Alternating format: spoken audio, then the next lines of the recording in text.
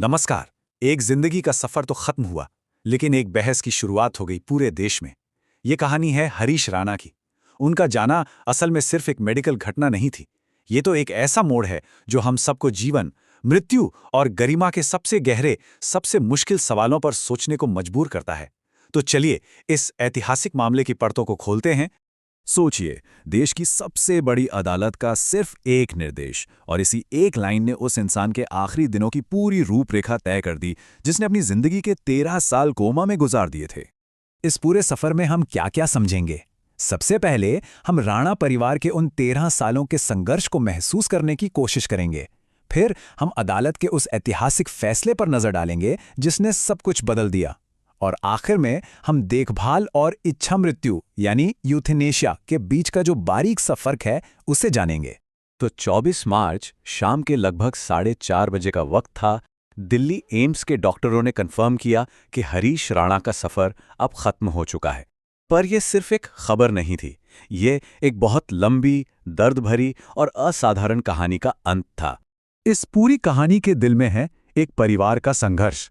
तो चलिए उस 13 साल लंबे इंतजार को समझते हैं। एक ऐसा इंतजार जिसमें उम्मीदें भी टूटी और हिम्मत की भी आजमाइश हुई। 13 साल, जरा सोचिए ये कितना लंबा, कितना मुश्किल वक्त होता है। इन 13 सालों में परिवार ने अपनी सारी जमा पूंजी लगा दी, न जाने कितने डॉक्टरों के चक्कर काटे। हालत ये हो गई कि पिता को गुजारा चलाने के लिए सैंडविच तक बेचने पड़े। और तब जाकर उन्होंने वो सबसे मुश्किल फैसला लिया। उन्हें लगा कि अब उनके बेटे की ये तकलीफ खत्म होनी ही चाहिए। और इसी उम्मीद के साथ वो अदालत पहुंचे, न्याय की गुहार लगाने।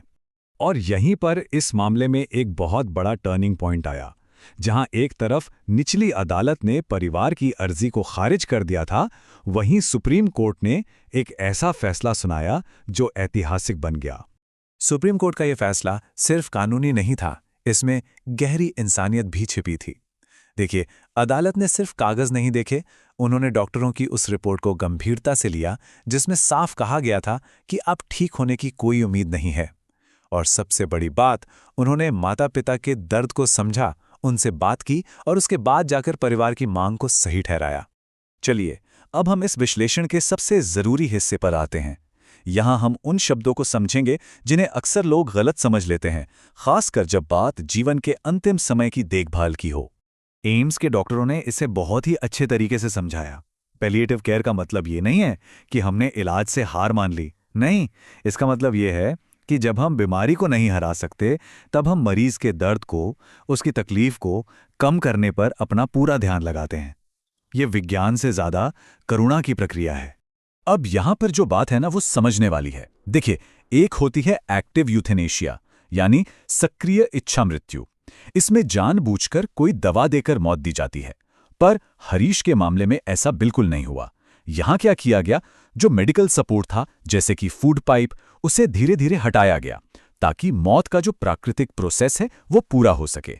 मकसद ये था कि जिंदगी को मशीनों के सहारे, मतलब आर्टिफिशियली, और लंबा ना खींचा जाए। और देखिए, एक्सपर्ट की ये बात कितनी जरूरी है। उन्होंने साफ साफ कहा कि इसे इच्छा मृत्यु या यूथेनेशिया कहना ही गलत है। सही शब्द हैं सपोर्ट रोकना और हटाना। ये सिर्फ शब्दों का खेल नहीं है, ये नियत और तरीके का एक बहुत बड़ा नैतिक फर्क है। तो 14 मार्च को हरीश को एम्स में भर्ती कराया गया और 24 मार्च को उनका निधन हुआ।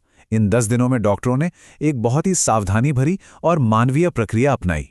इस पूरी प्रक्रिया के केंद्र में गरिमा थी। डॉक्टरों ने सिर्फ मेडिकल सपोर्ट नहीं हटाया, उन्होंने ये पक्का किया कि हरीश को किसी भी तरह का दर्द या तकलीफ न हो। पोषण को धीरे धीरे कम किया गया और जो सबसे जरूरी बात थी, हर कदम पर परिवार को साथ रखा गया। उनके हर सवाल का जवाब दिया गया ताकि ये अंत जितना हो सके उतना शांतिपूर्ण हो। तो अब इस एक केस से आगे बढ़ के ये देखते हैं कि इसका पूरे भारत की स्वास्थ्य नीतियों पर और हम सब पर क्या असर पड़ सकता है। और मुझे लगता है इस पूरी कहानी का सबसे बड़ा सबक यहीं छिपा है। एक्सपर्ट्स का यह मानना है कि ऐसे मामले अदालतों तक पहुंचने ही नहीं चाहिए। उनका कहना है कि ये एक कानूनी समस्या से कहीं ज्यादा हमारे हेल्थ केयर सिस्टम की एक कमी है।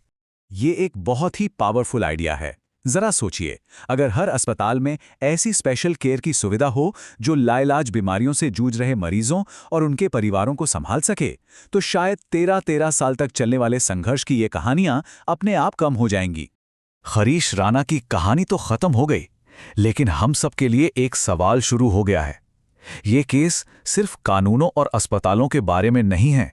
ये हमसे पूछता है कि जब कोई अपना ऐसी स्थिति में हो तो हम उसके लिए गरिमा का क्या मतलब निकालेंगे, और हम एक समाज के तौर पर उस गरिमा की रक्षा कैसे करेंगे।